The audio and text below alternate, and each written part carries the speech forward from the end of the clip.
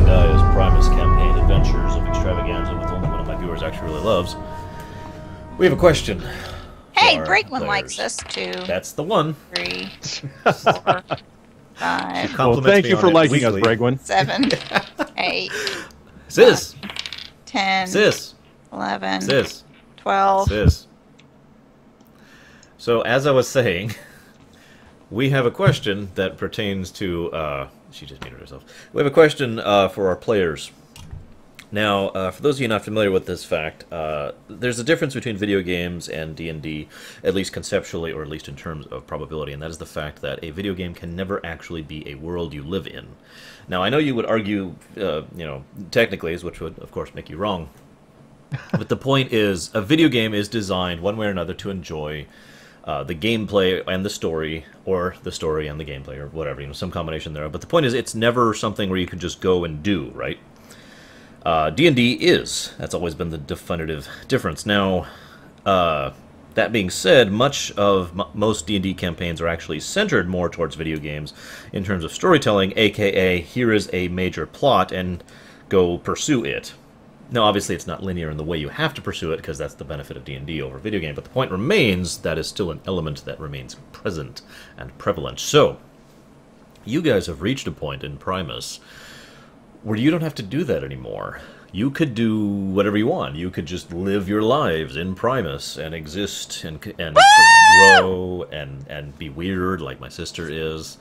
Amass great power, or try to change the fate of the continents, or try to find a home for the Wild Paw, even though they already have one. You know, all sorts of stuff like that, right? He is not satisfied with their current home. Look, Warzone or nothing, man. What do you want? But seriously, though, my point is, I could artificially keep going with the main plot. Up until now, it has been pretty much main plot, the whole Garland plot, right? Or to put this differently, I could keep going with the Final Fantasy methodology. Or I could just let it ride on the way it is. The thing is, my preferences and opinions on this matter don't actually count. It's your guys. So I would like feedback from you. And I figured I'd do it on camera, because this is something I felt like my viewers might be interested in as far as GMing and how that kind of thing works. So, what do you guys think? Not quite sure I understand what you mean by the Final Fantasy thing. Can you The game until now has been the Final Fantasy thing. We have a plot, major plot points that are actively growing that we are kind of forced to go pursue. It's been linear. Yes. Well, linear, but yes. Right, okay. So now we're moving on to open world, which would be we go do what we want to do, and the world does its thing, and we do our thing. Mm-hmm. Now, the world has always been moving and growing around you. That's always been the intent of this setting, and indeed my GMing style in general. But the point is, there's no main plot per se as of this moment. There's no linear, you know, go stop blah, or go save blah in the background.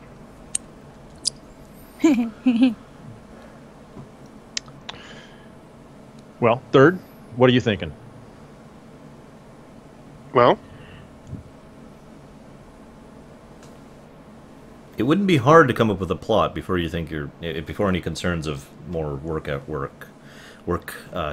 load. There we go, workload come into question. right. Well, I was going to say What the crap is that?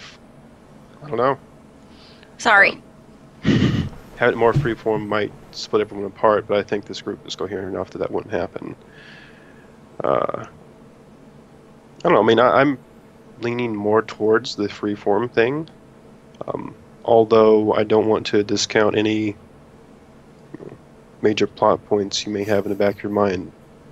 Well, he talked to me earlier today and said flat out that major plot points that he might have in the back of his mind would not go away simply because of what we're doing. Yeah, I'm not rewriting half the world for this. Sorry, guys. I'm not even sure if it's actually possible. Okay, so this whole thing that happened never happened, and this thing never happened, and this thing never happened. But still everything's the same. But everything else is the same, even though, like, half of history never happened. Okay, guys? Alright, good.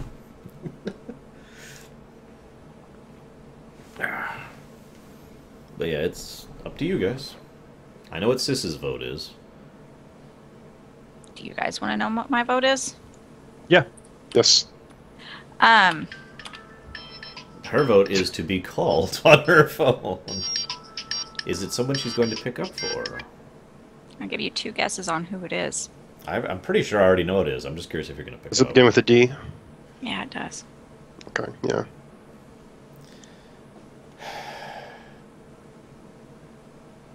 So, Sis, would you like to share with the group what your thoughts were?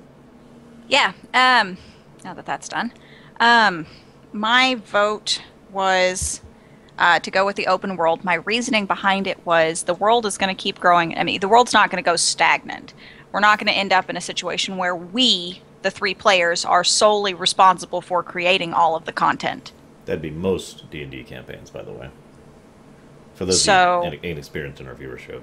In my, based off of my knowledge of how Brothers GMing style works that I've learned over the last year, based off of my knowledge of this world, my knowledge of the 3 of us, turning it into an actual sandbox to where we can go do whatever, all that's going to do is further immerse us into the world. It's not actually going to make something go away or make something stop.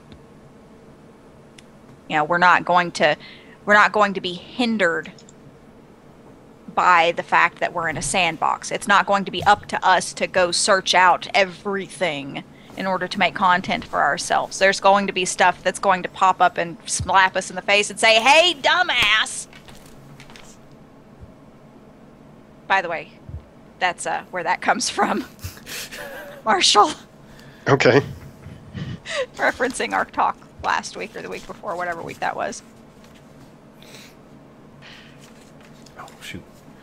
So, yeah. My video that's- game completionist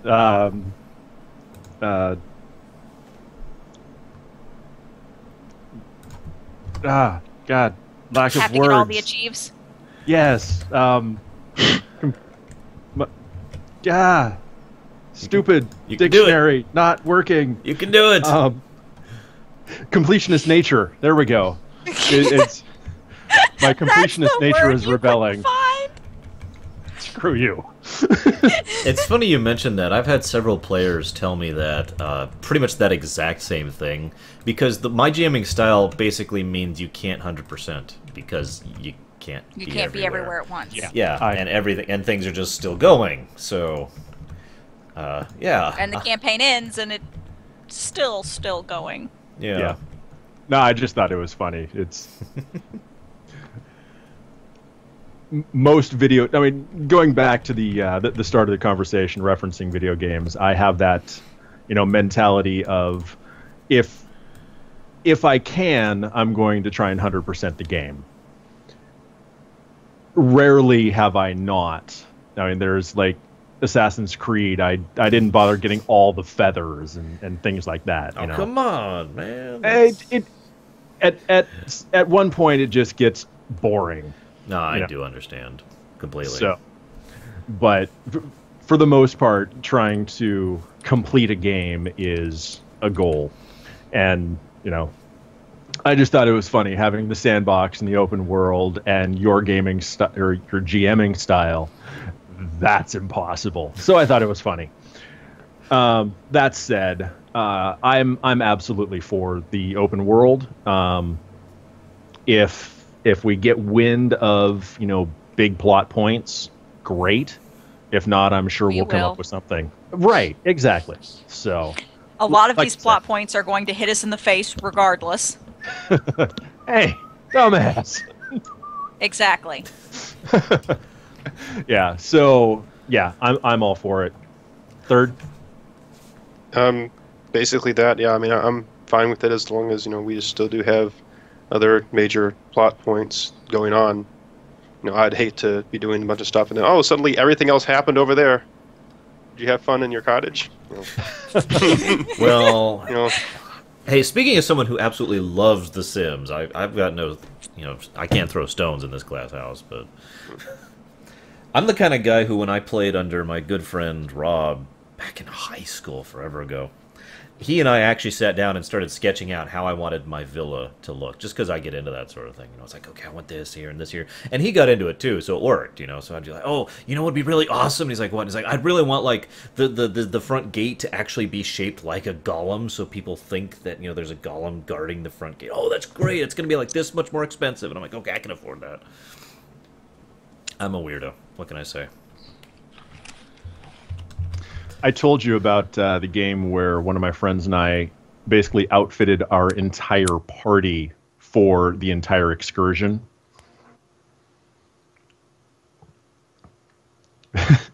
A wagon full of everything, including beer, so we wouldn't get thirsty. Hey, small water? Yeah, basically. Small water always helps. It's not small water. I think it's like a small brew or something. But yeah, You know what I'm talking about. yeah, I do. Okay, so let's go on to the next big thing. Basically, I foresee a situation where two possibilities happen. Either you say, I'm going to engage in this type of activity for this period of time, and we do some time skips, or you guys decide to actually do something during... I shouldn't say that so condescending, but, you know, my point is, you want to, on camera, do stuff during, you know, periods of time where long things are happening, like, oh, I don't know, for example, the construction of a major base inside of a mountain, which is not going to happen in 2 seconds. Why not? Because this isn't total Wait, annihilation. did I unmute myself? Yes, I did. Okay. I mean, a couple rounds. He left a voicemail this time. That's why I muted myself for a second. I'll ask about that later. So, point being, yeah, that's just something to keep in mind. It's not really relevant just yet. It might be by the end of the session. Who knows? So, you guys are there. Aljalima. Just kind of chilling. And, Guido, you sent Azimi of Shatterspear, a rather young troll woman, to... Our bosun. Yeah, it's their bosun, to look into some things. You already Basically, see what jobs are available. Yep. Yeah. Now, she doesn't actually get back to you till the next day. Okay. Actually, the evening of the next day. So a day has passed. Now, we already talked about some things you guys were doing during that previous day. So unless you have anything else you wanted to cram into that day, I think we're good to fast forward one day. No, I'm good. Okay. So, Azimi will get back to you. And she will insist on reporting to the master of the ship in addition to you, in addition to the captain. So she will insist that Zerial be present. Hello. Intercom. Intercom. Master Zerial, please report to the bridge. Okay. Oh, that's not official at all. And so she gets up to the bridge, and everyone stands and salutes. Master on deck. Okay. Hi, guys. Quit saluting me. Thank you. Glomp, glomp, glomp, glomp. Tackle hug. Ah! And they die of heart attacks. No, I glomp, glomp, glomp, glomp. Tackle hug Guido, who called me down here. Oh. Okay. Azimi is just standing there like... I will give her a brotherly, hug. Okay, hop down. Glomp, glomp, glomp, glomp. Is Snarg here? Is Snarg there? If it's just the next day, yeah. Okay. Okay, glomp, glomp, glomp, glomp, glomp! Hey. And your neck was just snapped. It's more like a back popping. Well, but, this is odd. I think I can fix that. So Azimi is like, I do have a few thoughts on what we could do with regards to procuring finances, but I'm afraid, I actually, if you'll forgive me, Captain and Master, I decided to go ahead and run things by several other of the crew in order to get their input. Okay. Most notably, Craig of Sonblade, who I contacted remotely, of course, since he's not on the ship right now. And, the other one she contacted was... Is... where is he? Okay, 2 questions out of character. Yo. Is Krieg the See, he's calling him Krieg too. Yeah, we're just gonna start calling him Krieg to make it more fantasy-ish. Craig. Anyways, is Krieg. how would you pronounce that? It's supposed to be pronounced Craig. Craig. Yes, but we've decided. Brother and I It's actually Krieg. decided independently over It's- the weekend that his name is Krieg. It makes Oh, was it Craig actually now. Craig? I was just It was making a supposed to be joke. Craig. Oh. Damn it! Is Krieg Krieg. Krieg. is of Songblade Yeah. Z's like spy person? You don't know that. haven't Yes, talked I to you about realize it. that. I realize that. But yes, he Okay. is Okay. one of her spy people. The other one I'm is trying to I have write like something. 4. the other one is No, I have 3, and I'm getting ready to acquire 1. You have 2, my dear. I'm other getting one- ready to acquire 2. The other one is Greeley of Silver Snap. That's the Goblin Weapons Officer. Yeah. But you don't know about that. She's also So- on the ship. The only one who's currently not on ship is Krieg. I'm going to add an E there. There. Perfect. Okay. Krieg. It was in the random dwarven names. What do you want from me? What was your other question? Oh, so the 2 questions were: is Krieg the spy for Z, and do I know? So no, I don't know. Yes but yes, and it no. is. So So Z is apparently still not trusting her comrades that she spent so much time fighting and literally dying Hey, with. Snark's trying to go put together a army. Yeah, we'll get to that in a moment. So Azimi is present. She says, I discussed it with several other members of the crew, and we've got a couple of leads on job possibilities. I imagine it for you 3, since you probably want the crew to be watching after your ship. But the thing is, we've hit a situation where anything non-military related is, let's just say, it's not. lucrative. I found one job that wasn't military related, and that's it. Everything Okay. else was either scouting for one side or the other, or fighting for one side or the other, or supplying one side or the other, or supporting one side or the other. The war is taking such a precedence. It's kind of taking over the economy at the moment. What was the non-military job? There have been reports of stolen goods that have been getting more and more problematic within a nearby town whose name escapes me because I don't have the map up. Zoop. The new map, I keep updating it. I'm going to put a new version on the website one of these days. That would be at the town of Oops. Alzavros, which you guys have actually been through. It was a PTC owned town, basically. The Provincial Trading Company. Guys. And that's just south of you guys, for reference. It's not far. It's about 50 miles, something like that. Couple hours flight. Yeah, it's basically a hop. Anyways, there's some more details, of course, but it basically boils down to the fact that they're willing to contract someone to deal with it, since the Adventurers Guild is basically defunct at this point. I believe it has officially collapsed, although I don't have any information on that, since information is not really my job. And she kind of glances at Z for a second. But She doesn't know anything either. that's true. The GM glances at Z for a second. My information hasn't come back to me yet. I don't have anything to share. That is true. Anyways, but yeah, the idea here is they believe that there's some kind of sinister motive. I mean, the smuggling, the theft ring that's going on is a little bit too well organized for the local mayor's tastes, and so he's willing to pay out of pocket for people to deal with whatever it is, because he is worried that it has to do with either some kind of insurgents or some kind of people who are trying to take advantage of the situation or anything like that, and the end, basically. There is some... I talked with Krieg briefly about it.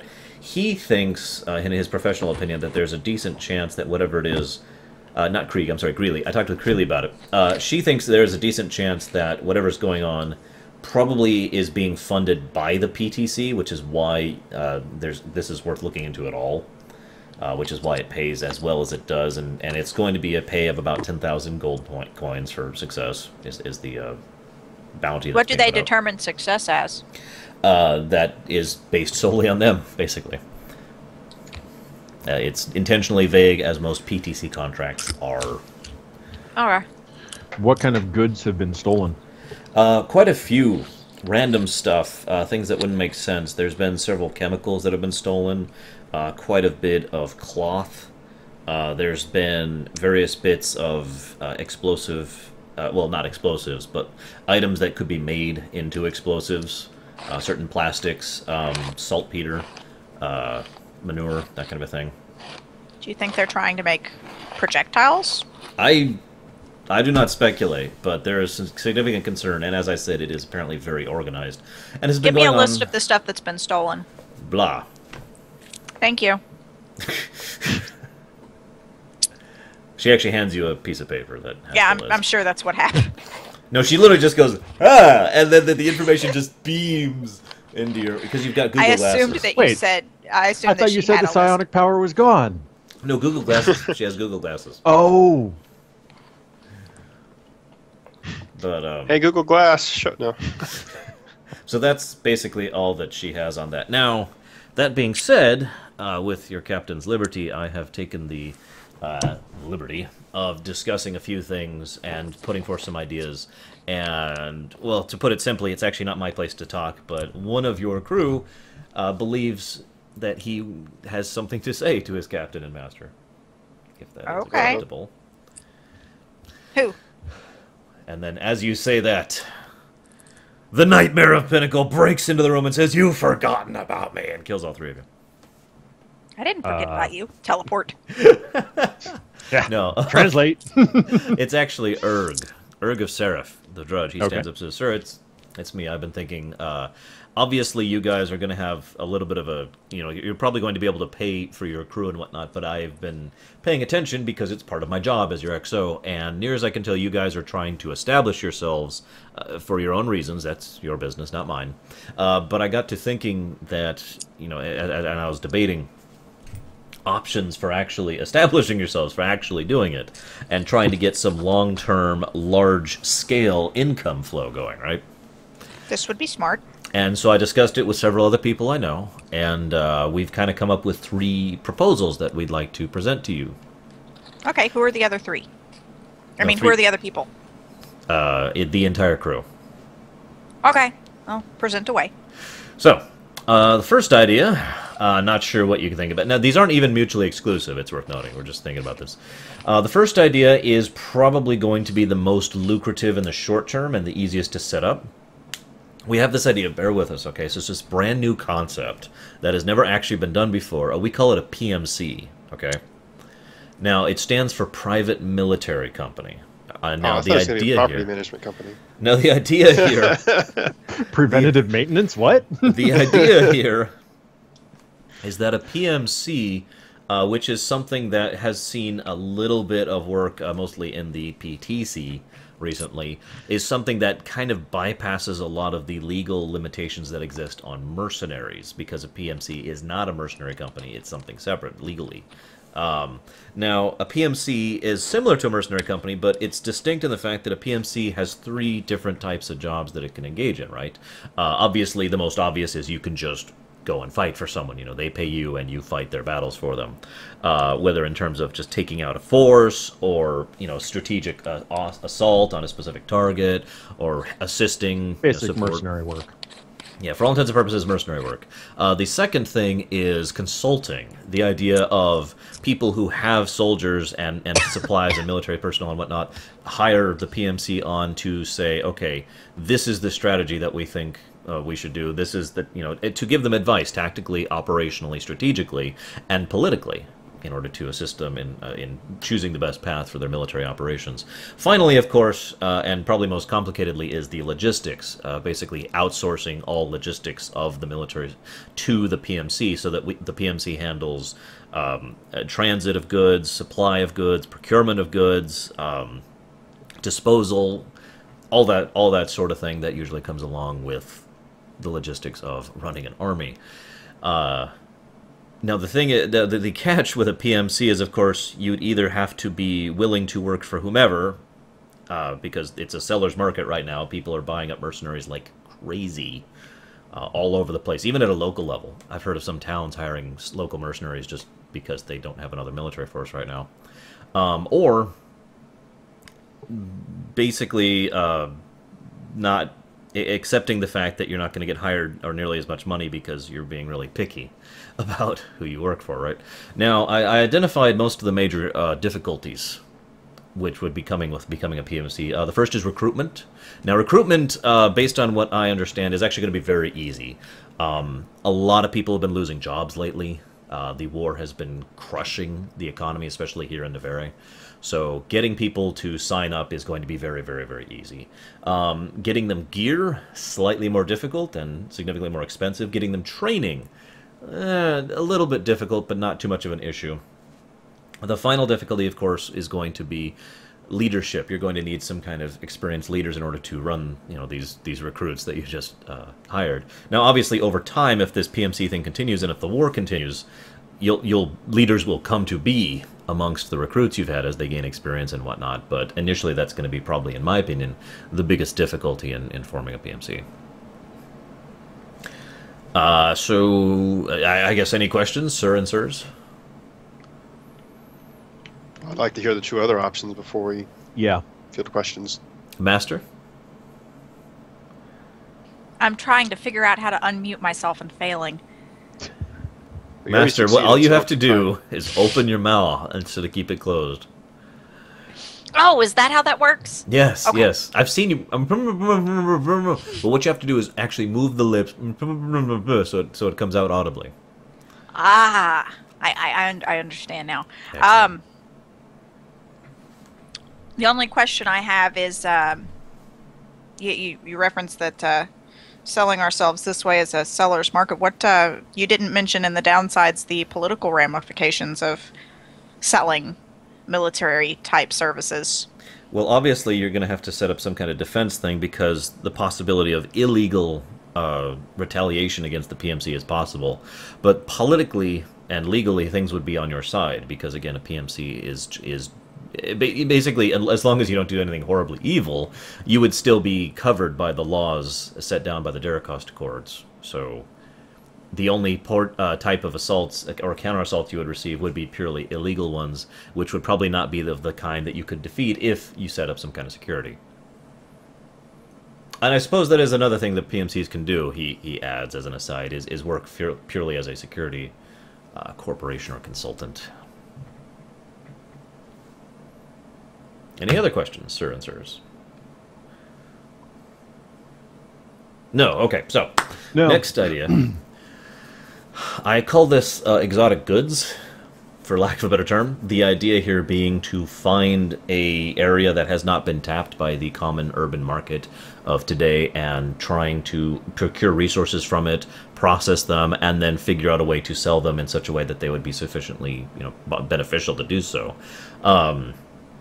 Now, the obvious, this one's pretty difficult, but the catch here is if you were to pull this off, it would probably be very long-term sustainable, because the idea is, you have to find something, or some things more likely, that is worth gathering and then getting it to the market. You would have to then market it and get it to the point where it's actually worth the kind of money you want it to be worth.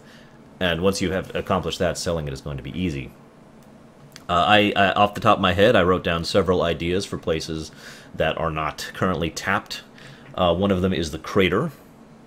A little hesitant there. There's a reason that place has been left alone for centuries, but, it is an untapped area. The Stonehold area is very non-urbanized. I don't mean to be insensitive, but it is entirely possible that there's plenty of resources up there that have not been tapped or even discovered that could be very valuable into the Four Nations. There's, of course, the Dyers. And then there's the... I like how we just kind of glossed over that. And then there's... might as well list it for completion's sake. It is a place that nobody has tapped for some reason. Yep. And then there is the new islands. What are they called? The island, Lascelles? the Lascelles, that's it, the Lascelles, which obviously are completely untapped resource-wise and whatnot. All of those, in my opinion, would be feasible. I know of no others off the top of my head that would be functional, but I'm not saying there aren't any. The third option, I just call this the shipping company, which is pretty obvious. The idea being set up a shipping conglomerate, mercantility-wise, and use airships in order to ferry goods to and fro. Now, this would be kind of unique because it would take, of these three, it would take the most investment up front because you would need airships. But you could start it now. The Maiden's Deceit does have the ability to transit cargo right now. Getting contracts would be pretty easy because most people... airship transit would allow certain people to trade goods that normally they couldn't, things that would take too long to get to their destination or would not be able to reach their... basically unsoiled, or unspoiled is the best way I can put that. Also, airship travel would automatically add in the possibility of not being robbed by pirates or bandits, which is a very real concern of land caravans. So while I don't think we could really make money on, say, coastal towns, because the shipping concerns on both the west and east coast are colossal and very well entrenched, I feel like there's a great deal of a market inland. And even though it would be more expensive for people to use airship travel, it would have enough benefits that I think once it took off, it would stay taken off. The benefit, of course, of the shipping is that once it's established, there's a pretty good chance that it's going to stay established basically forever. No matter what happens, people are still going to want shipping concerns, right? And if you got in at the front door, because, I don't know if you guys are aware of this, but nobody actually ships via airships. Can you mute yourself, please? Nobody actually ships via airships because of the relative newness of airships and the cost and time involved. So getting in at the ground floor would mean even if that became a booming industry, you would always still be the first established individual who could always, use your experience and capital in order to continue and profit.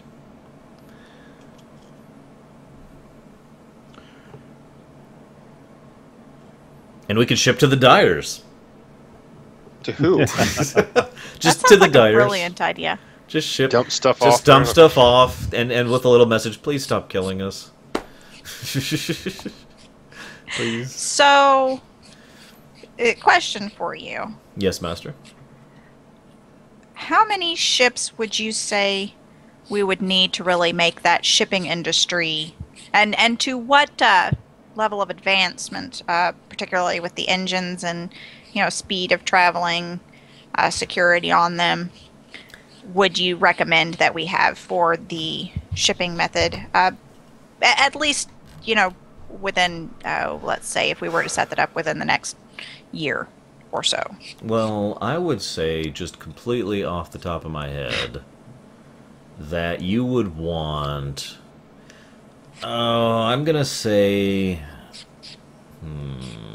hang on a second. You would want at least a 4-piston engine with a bare minimum of a 0.7 speed ratio. And depending on how much you want to transit is really the question. Now, there's several different types of airships, obviously, but if you're going from dock to dock, you're going to want to get the biggest possible because they can take super transport size, because they're built for that, and or frigate size or galleon size, etc. But the idea being that if you're going just from dock to dock and then using, then your customers can use distribution methods. Otherwise, to get to the individual towns, you can do that.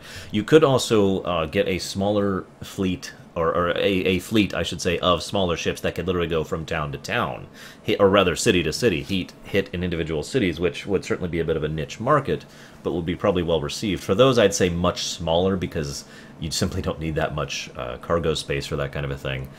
I'd also probably recommend pushing that up to a 0.6 if you're going to do that kind of a thing. If we're doing city to city. Yeah. What, for reference, what's our current speed ratio? 0.9, ma'am. So It goes from 1 to 1 to 0.1, 0.1 being the fastest. Yeah. 0.1 is actually a theoretical. There are no so we're a airships that go 0.9, that fast. and you'd say something slower for just town to town? Quicker. No, faster. The shorter the number, the faster the ratio. Yes, but you said 0.4 for major dock to major dock. No, I said 0.7. I swear you said 0.4. 0.7 is what I recommend for dock to dock, or 0.6 if you're going city to city. Okay. Obviously, you're going to want at least a little bit of armament for these things, but honestly, getting some hard points for standard cannons is going to be pathetic compared to the cost of the ships themselves. I don't even feel like mentioning that. And you're probably going to want to hire, a crew. That's going to be a little costly, but that will be covered most likely by your first few shipping contracts, assuming you get some lucrative ones. And finally, you would probably want some security personnel, which it's a buyer's market. Yeah, or rather, basically. And Kethos is more than willing to personally interview every security personnel that comes through, if you wish it. And she speaks up and says, "Sir, yes, sir," because she's on the bridge, because she's a bridge officer. Okay. Well, crap. What's our dredge's name? Erg of Seraph. Erg of Seraph. And he's the one that's been talking this whole time. He is the one delivering the PowerPoint presentation. He's hang on, next frame. There we go. He's fired. I really appreciate everything. No, wait! It has a little slided ding, ding. I really appreciate you going through and transitions. putting this together for us, Erg. Correct me if I'm wrong, guys, but I'm assuming we probably want to talk this over a bit before we make any decisions on it. Absolutely. Of course, Yes. I imagine you would like your privacy, so... If you could excuse us. by all Well, means, why yeah. don't- Why don't we go so all the bridge people don't leave? Yeah. No, They're that's not- that's what I said. If you could excuse us, and then I Get could off my walk down the bridge! door. We want to talk! We don't have a conference room yet. Let's retire to like one of our rooms. Oh, by May the I way, suggest not mine? Although, have you guys seen it? I have a doorway now. Like, you could even fit in there, Guido. Moving up in the world. Yeah, come on, I'll show you. Really quick, Guido, you want to take some notes about your ship? Alright. The Maiden's Deceit is a total of 13 decks tall. The first 2 decks are exclusively used by bridge and command required things, so that's basically irrelevant for all of the future things. Deck 3, deck 1 is the bridge, by the way. It has turbo shaft, I'm just going to say that. Deck 3 is the Master's deck, so named for obvious reasons. Her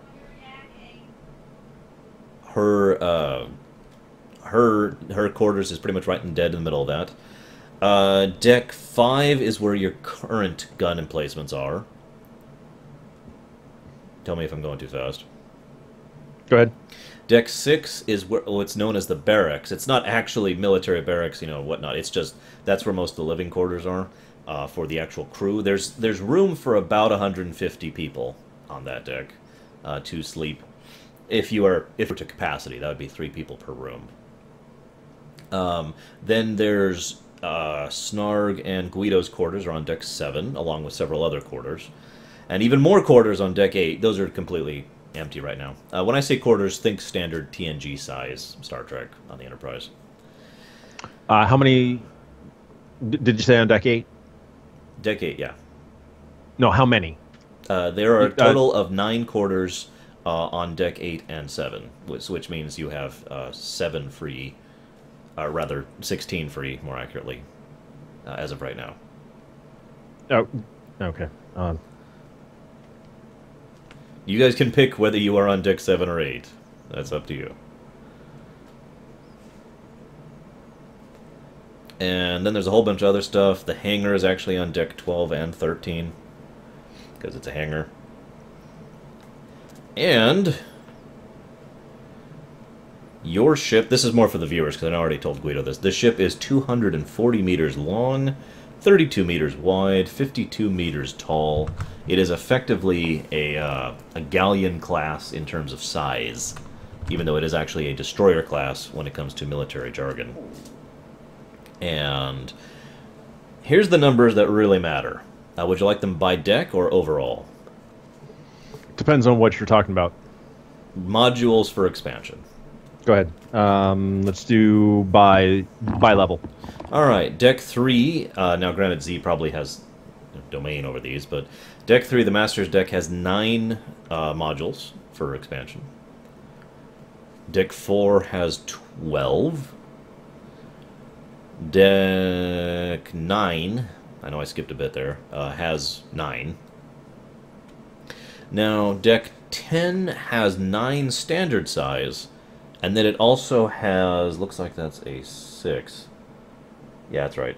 6 large size. Now, large size is basically triple the size of a normal. Lots of things you can do with a large size module, but usually cargo is what comes to mind. Literally converting those into a bay. So is it 15 total? No. So the 9 standard and 6 large, or you can either have 9 standard or 6 large? It is 9 standard and 6 large. Okay. Now, the larges, you could also convert them into, for example, a fighter bay. I believe that was mentioned. You know, one large could house one fighter airship. Cargo was mentioned earlier. You could add more engines in there, that kind of stuff, right? Big stuff, basically. Deck 11 is identical. 6 large, 9 small. Or 9 regular. Wait. 6 large and 9 small? Or standard? 6 large and 9 standard, yeah. Okay. And then deck 12 has 4 large, and that's it. And then deck 13 has 3 large, and that's it. And where'd those notes go? As of right now, you can also convert modules into hardpoints for cannons and whatnot. It's worth noting, anytime you install a cannon onto a hardpoint, because of the way that works, basically the only way to get rid of that cannon for a better cannon is to get rid of the hardpoint as well, because the hardpoint is designed for the cannon, if that makes any sense. Because, you know, it's a ship, not a ship. But it's not a sailing vessel where you can just move a different cannon into a hole, is kind of what I'm saying.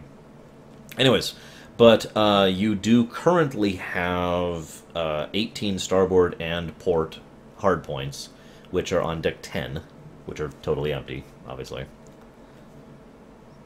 And 2, 3, 4, 5, 6, 7, 8, 10 hardpoints basically on the front of the ship, going down it. And 10 hardpoints on the aft of the ship, going down it. Oh, and I'm sorry, there's also 6 on the... I don't know what the term is for that. On the dorsal, on the top, on the roof of the ship. So we can fire straight up or straight out. Well, the idea here is basically all 6 can be covered. All 6 angles can be covered by cannon fire if you installed cannons in all of your hardpoints. How many on the dorsal? 6 total. 6. Not too many, because a lot of that is taken up by infrastructure and what. I actually spent forever working on this. I actually have a schematic that I've been working on. Sis has seen it. Yep. Which is accurate. It's to scale. And I didn't mean to be short and appear unappreciative when you mentioned that last night, but I was having some internet issues, and I was distracted by trying to get that fixed. It's all good. I understand. I know you secretly hate me, just like my sister. Well, I hate everyone, so don't take it personally. Okay. So, anyways, so you shoo everyone off the ship. I mean, you go to... We go to the ship. All right, now we can talk. So I can show Guido that he can fit in my room now. Do you still have those, like, flaming crystal things? Oh yeah, but they're not poking you anymore. Okay. Like you walk in and you have enough room for you and Snarg and I to get in without anyone being poked by a crystal.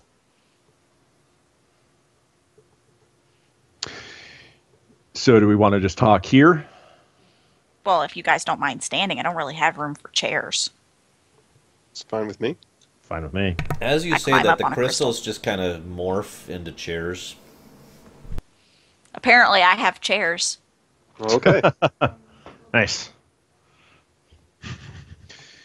So I don't like the idea of becoming a paramilitary group. Okay. Between the idea of, for lack of a better way of describing it, being a soldier and, you know, being hireable to go kill someone. I'm not comfortable with that. That and the idea of trying to reestablish an organization like what we had originally tried to do when the undermarket fell. Okay. I really don't like the idea of trying to organize something on that scale again. One of the things that I was talking to Brother about, and he agreed with me on, is that pretty much whatever route we go to this way, we're not going to be micromanaging it like we were with the last one. Okay. It's not going to be up to us to micromanage it. The same thing with my spy network. He's basically going to be doing all of the work, and we're going to say, well, we want to go this direction with it. So, it's not going to be up to us to go out and do that. That's well, it could be if we wanted it to. That's actually how he phrased it to me. He said, how much interaction do you want to have? And I said, I want to have as much interaction as is necessary, but I don't want to spend all of my time outside of the game trying to manage this. I said, I want to know the important shit. If it concerns Z or you think, I was like, my character, arguably he knows all of our characters at this point well enough to do this. If you think my character, this is going to catch my character's eye, or my character would know that this is important, then it comes through to me. Otherwise, I don't want information until it's necessary. And so that's pretty much what we're going to do for that. And we can do that with this system as well, with whatever route we go. I mean, if you guys want to do it, I'm not going to say no. I don't want to spend if I don't want to spend all of my time doing my pet project that I came up with, I sure as hell don't want to spend all of my time dealing with our pet project to get money. Yeah. So, I mean, Snarg, feelings? Well, out of all these, the one that I actually lean towards is the PMC.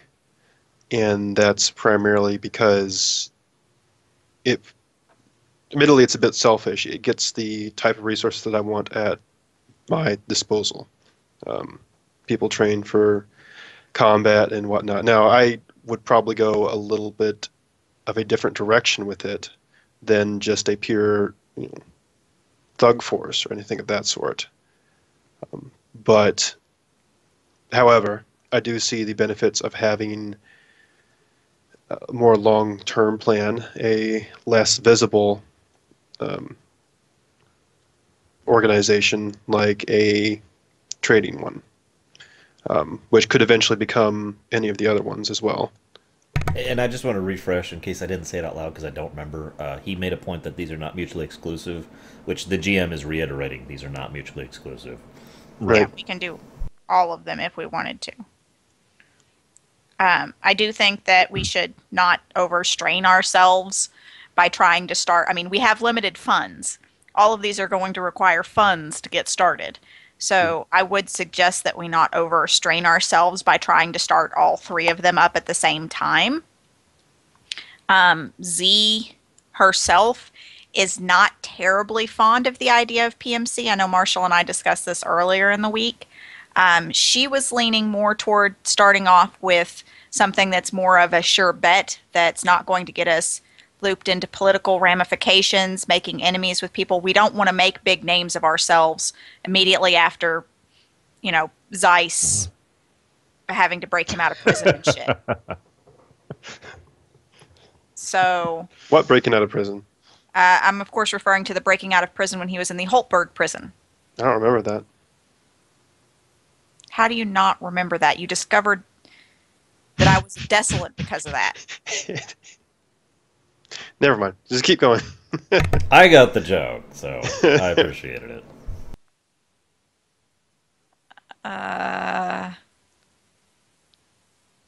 I'm denying that I had any knowledge of that ever Yes. happening. Oh! Plausible deniability. Yeah. Okay.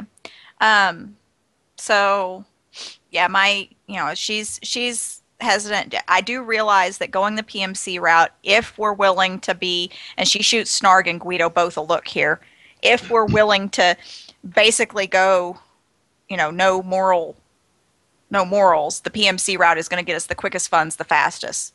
Well, nobody said anything about no morals. I mean, Exactly. You two are going to be picky. I'm okay with going out and murdering an ambassador and framing Zeiss for it because somebody's going to pay me. You guys, oh Yeah, but shit, it's Zeiss, I so. wasn't supposed to tell you about that. Oh wait, that you're actually saying that all in character? Oh yeah.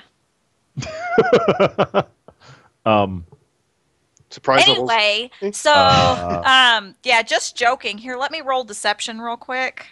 The DC is 2,000.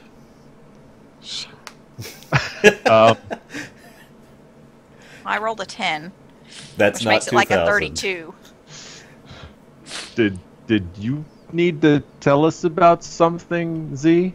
No, I don't think that's necessary. Getting back to what we were talking at, the subject at hand, I was thinking something more along the lines of going with something that's going to be a sure bet. Yeah, it's going to be a little bit slower getting started, but it's definitely a sure bet. It's going to do us longer in the long term. Going with the shipping route. And then following that, you know, if we happen to break into going into, you know, new lands, whatever, you know, if we decide we want to go to through the Dyers for some ungodly reason. Although I haven't been there, it might not be as bad as they say. Nobody says anything about it because nobody comes back. And so how do we know they don't just have vacation homes out there? It's a real awful place to take a vacation. How do you know? Have you been there? You can see. Never mind. Anyway, if we decide we want to go exploring places that might have untapped resources, then, you know, we can go and, you know, we already have a shipping company in motion. We can use that shipping company to fund an exploration out there to gather said resources, and we already have shipping routes in place. So we just transport the cargo back and insert it into our already in place shipping routes. I like the idea of the exotic goods, especially getting some of the items that we found over at the other LaSalle's. But we don't have the... it's going to take way too long to get an airship there and back for what we currently have. Oh, so yeah. I don't think that's going to be a... That's what, like a 7-day journey? One way? I mean, if you're going to the Dyers, yeah, let me map it out here. To the No, Dyers. you told me, No. no, to the Lascelles. You told me it was like a 7-day journey. Actually, if you really want me to, because I have these, I can do that. Hang on, you're at Algelina, so that's about 70 miles right there. So hang on. It's gonna take a while. Wait, do you want to go to Aphis LaSalle? Because that'd be awesome. To whichever LaSalle is closest is what That's I'm Aphis, awesome! Which one had the flaming trees that Rory ate? Aphis LaSalle. Okay. Oh my god. We're not actually going there. We're postulating. I'm trying to give him a number. Would you quit it? You weren't even listening to us. I am to 770 miles distance, which would be, what are you guys again, a 0.9? Yeah. Yeah. 3 So piston. that means, gotta do some math. Math hammer. Okay, so that would be about totally averaging this out, just off the top of your head, Z. Actually, roll int. Rolled a 16, and my int is a 6. You're pretty sure that you could get there in a little over 2 days. Wow. Wow, Okay. really? That's considerably quicker than I... It took us Expected. 12 hours to go from the Shadow Temple to where we are. Yeah. The Shadow Temple is, to give you a visual thing, this is like the Shadow Temple, and by that I mean the Spatial Temple, to that. By contrast, this is to Aphis LaSalle. It's actually not that far. You'd basically be cutting straight across Alluvia, and then across a short amount of ocean, and then it's right there. Oh. It's pretty much, if you've, granted, you might not have seen the most recent map, but it's pretty much right off the coast of Alluvia. I didn't realize the, I'll say ocean was to scale. Oh yeah, this is all to scale and at their proper positions, which is one of the reasons it took so damn long. Okay. Well, so... Oh, I'm sorry. I'm going to put on one other thing just because I don't know if you guys would think about it, but your characters would think about the fact that if you are going to try the PMC route at all, now is the only time you'll have the opportunity to do so. Yeah. Because either other people are going to get the same idea or everyone else is going to get bought up by regular mercenaries. So you're going to run out of recruits. Your recruiting pool is going to go to hell. Just a heads up on that. Even if we don't go the PMC route anyway, I probably am going to try to do something, at least very small scale, although it will be for more personal reasons than business at that point. What are you thinking? Well, I actually have this little plan I did up of a...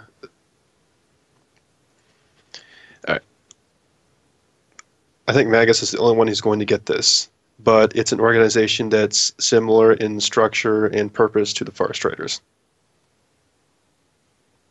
So, which is essentially small teams, fire teams, and they are units that specialize in, well, combat, of course, stealth, and survival, with any other expertise they may bring along. And if we go the PMC route, I was going to suggest maybe doing something of that sort, essentially having small little teams that could be sent out and do various things based on their expertise. If we're not doing a PMC, I'll probably just try to do that personally, although obviously it's going to be much smaller scale.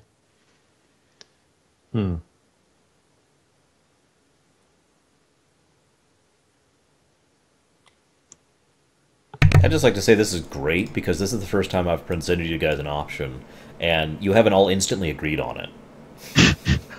This is awesome. I've actually presented something you have to debate. Yes! I'm done. So, you were talking about the quote-unquote mountain base. Mm-hmm.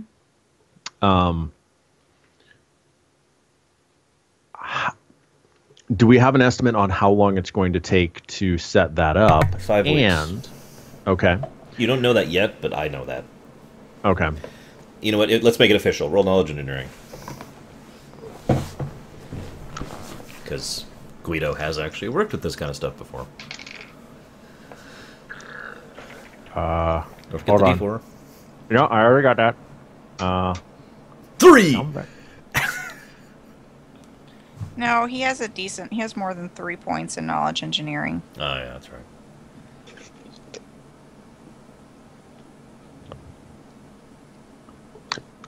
$36. Oh, not only do you know it's going to take you about 5 weeks, but actually you're pretty certain that it is exactly 5 weeks because that's going to take into account all the other F things that go in, including getting materials to site, getting people to site, blasting, etc. Although if you rolled lower, I was going to say you're going to say it's take less time because you weren't going to estimate all the infrastructure and logistics into it. Guido, Yes. just for curiosity's sake, what did you roll? What? What did you roll? I'm not understanding your question. What Where? was the dice number, I think. Yeah, what was the dice number? So I rolled a 14 on the D20 plus a 4 on the D4. Oh, nice. Yeah. And I have a plus 18. Yeah. Cool. He is your engineer. I mean, oh, run this way. It just occurred to me you're on the ship, so I should actually have the ship image up here. There we go. I'll replace this with the schematic sometime, guys. I'm working on it. Give me some time. Okay, so knowing it'll take 5 weeks to build the base, what would it take to incorporate some kind of airship facility in that. Well, that brings me to my third question of the night. Oh dear. I've had these three prepared like all week. You know, open world or whatever, what to do for money, and what to do with your airship docks. Because an airship docks is automatically involved in the mountain, right? Because you have an airship. Right. But I started thinking about it, and there's a lot of things that could be used for, and I categorized that into three general ideas. And Guido, I'm going to describe these to you because you're going to come up with this idea and in character try to sell the other two on whichever. So, three basic ideas for an airship dock, right? Number one, I call military. Very obvious. It's designed for resupply, for repair. It would also contain some facilities for upgrading, but not as good as an actual proper airship manufactory would. It's basically there to house large numbers of military-grade airships at a time. That would be for the PMC idea, basically. Although, actually, this idea came first. But the point is, if you wanted your own fleet, that's pretty much the way to go, right? You know, the difference between San Diego and San Francisco in terms of naval yards, if you know the difference. Second option is what I call construction. It's basically going to be a full airship facility pretty much designed just for your ship, but it's going to have top-of-the-line things for resupply, repair, and you're going to be able to do any upgrades you want or any customizations you want of the Maiden's Deceit at your own dock. As long as you get the materials there to do it and the people to work on it. People to work on it actually comes involved with all these docks, by the way. I forgot to mention that. So personnel is not something I'm making you worry about. Ricard decided to deal with that himself. So we have a bunch of lycanthropes working for us. Anyways, yes, you do have a few lycanthropes working for you, along with some other, shall we say, servitors. That's pretty much the only advantage of that one is the upgrades, but any upgrades you do is going to be cheaper because of the way you're doing it, and repairs are basically going to be free. Then you've got the Mercantile dock, which is, again, the difference between San Francisco and San Diego. This is a dock pretty much designed solely for loading and unloading cargo and personnel. Lots more overall space than the other two docks, and it's pretty much... I mean, I don't even know how to describe it, because I can see it in my head. Just trust the engineer in me that knows ships inside and out, that I know what I'm talking about. But it would be very well suited towards having a merchant fleet. And again, this is before I came up with the three money ideas, in case you're wondering. You could obviously mix and match a little bit, but it's going to come down... Like, if you wanted the military and the mercantile thing, that's actually... Basically, you'd have to devote half to one and half the other. Which you could do. But the point remains. If you want the manufactory one, you're basically going to have to devote all of it to that, unless you want to lose more of the mountain to another dock, which you're going to have to do some convincing for them to build 2 airship docks in your mountain. But, you know, it's possible. I'm not outlawing it. This is a sandbox. Well, We use those little pails and just like build more. Yeah, exactly. There's another dock. And there's another dock. how much time would that add to... That's built in. That's with the 5 weeks? Yeah, sorry, I kind of already okay. assumed that. Now, there are some other things you're going to have to decide with regards to customizing the inside of your mountain fortress, but that can wait. Okay. So, Guido, it occurs to you that you could do any of these 3 types of airship docks with Snarg's heavy, or... Damn it, Sis, you got me doing it now. His solid. His heavy solid. Yes. So, Snarg, have you given any thought to how the mountain is going to be utilized? Just in general? Well, yeah. I mean... Well, what you got in mind? Well, I mean, I'd already talked with the engineer, and I'm assuming we'd have a place to refuel and resupply and whatever for the airship there. Okay. Obviously, anything, I guess, about our size and smaller could dock there too, yes? Yeah.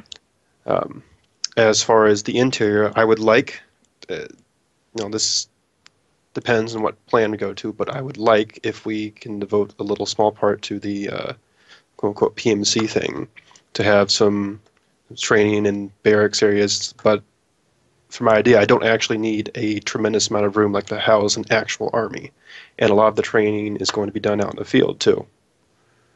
Although you could house an entire army in that mountain.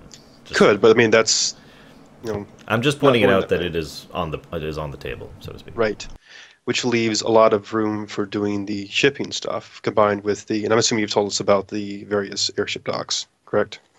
I was going to get to it. I was trying to do it in character. Oh, okay. Well, okay, sorry. Question. Right. Which will give some room for supplies and whatever you need to do for your shipment and merchanting needs and all that good stuff. Merchanting needs. Hey, look, I don't deal with that stuff, so. So, by my calculations, if we were to do some kind of airship dock in the mountain, it'll probably take about 5 weeks to complete. But we have some options. Okay. We could do a military dock if we wanted to build some kind of... Bridge is gone. What's gone? Sorry. What It's crashed on his head. The bridge is gone. Oh. What? Is Is something going on with my brother? Yes. No. He's become a dock. He's not Apparently a very an unstable good one. doc. He is unstable. This is true. And so is the dog. Watch that engineering roll. Okay. Yeah, Guido, did you roll a 1 when you were constructing that? So we could do something... Uh-oh. Hold on just a sec. Okay. I thought we had a bag in the pantry or the wrong. Sibri forgot something for dinner. She has to go to the store. Hi, Okay, Sibri. so we can do something...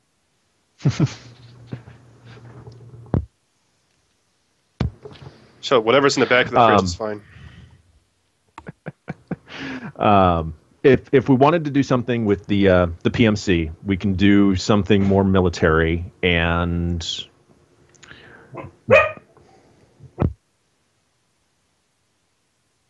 We'll need a kennel, that's right. Yeah, we'll need a kennel. Well, yeah. For all our bazillion pets. Well, we have to put the Speaking of which, we should probably go get Exotic them. pet shop. No, we should probably go get our pets. We left them in Holtberg a month ago. No, Yeah, not spoiler really. alert, they're past your reach because they got picked up by stray patrols and were adopted No, by we loving and caring people who actually We left them. We left them with Coulson's family. Remember? Yes, that's right. Where did his family go? Anyways, Some of us didn't need to have pets. So we can do something military and have more room for more ships. We could do something more mercantile, so we're prepared for more of a trade. More the shipping company trade organization. Or we could do something like a construction dock if we wanted to start building airships. Mercantile. Building airships. Like from Well, scratch. Well, not necessarily from scratch, but we could repair, do modifications. actually Guido was right. I actually in time forgot we to made- mention that you could build at the manufacturer one, or and I imagine you were going to mention this. If you salvaged an airship or two, you could drag it there and make it usable. So, Because people just leave airships laying around. So, Well, you know. well, they do on the other continent. and there's that one Where that there are was no people. submerged. Where were we in show? Keep and Tow, wasn't it? Yeah. So there's that one underwater we could go salvage. Wait, one underwater? I don't even remember that. Sure you do. You got high off of it. Except it turns out it wasn't salt at all. It was lay slice. Sis, what was that drug called? Lay slice. Ah, damn it! You said it right. I was just watching that episode today. It was awesome. Couldn't say it for like 10 minutes solid. It was awesome. Well, We're not making that'll- fun. Me and my lay site alone. Give me lay sight beyond all lay sight. Ooh. All right, hang on. The punometer's going off the scale. Let's Bring it back. plateau here. So, I don't know. I mean, if it's your mountain, Snarg. It's my ship. Okay. Yes. And where would you like to dock it? It's docked quite well right now. Mm-hmm. Okay. I'm really good friends with the what's Lavina's What's her name? title? What's her name? I'm really good friends with. Screw both of you. What is no, Lavina's title? I forget what I came up with, but basically she's the chief advisor. She's the major domo.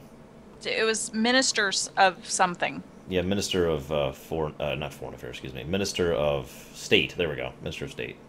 I'm really good friends with the Minister of State, so I can probably get discounted rates for docking. Great. I mean, they aren't charging us for being docked right now. I don't think. Actually, they are. That's just been handled. Oh. Anyway, I mean, you have been docked for 2 days, and you're literally taking up the entire dock with your colossal ship relative to most ships. look, I mean, they probably don't mind having a huge ship docked there. I won't talk about that yet, because they'll talk about that in character. Out of all those, if we're planning on doing the merchant route with the overall plan, then the merchant dock is probably the best thing to do. Even if we do have a little bit of a PMC, don't need a fleet of airships for it. Think about how the marketing campaign, though. Buy Snarg's PMC. We have airships. And that's it. That's all you say. All the posters are just you I sign going up. with the tongue going out, on an airship, like a cartoonized. With his Oh, no, head stuck out. Yeah, I have a logo for the company already. Oh God, really? I gotta see this. Yeah. Oops, sorry. I'm suddenly reminded of the "shut up and take my money" meme. Yeah, pretty much. Wait, really? Please, yes, yes. So what did you hire us for? Honestly, I just want you to fly overhead for a few hours. Could you do that? Okay. Hey, work. Those banners flying behind, Yeah. Doing this thing. You guys are the Blue Angels, right? God, can you imagine airships? We don't just doing... do stunts. Oh, I know. And everyone on board is just like, "Wah!" Have a little streamer of blue coming out from behind it. Anyway, him. So here's a question: Mm-hmm. if we were to do a combination, the construction and the mercantile, how many airships could we handle at once? I'd say you'd have enough room for exactly one super transport, and which is a certain number that I don't feel like figuring out off the top of my head of lesser ships. If you had room for one super transport, you'd have one from one frigate, one galleon, 2 clippers, I'd say, and then I could keep going, but you get the idea. Okay. Past that point. And your ability to make new ships and salvage ships would be severely hindered or non-existent. In other words, you can only make ships of a certain size, is basically the point. I'd say probably up to, let's say, Caravel level, in terms of size. Mm-hmm. Or should I say Caravel class, to keep my own terms relative. Yeah.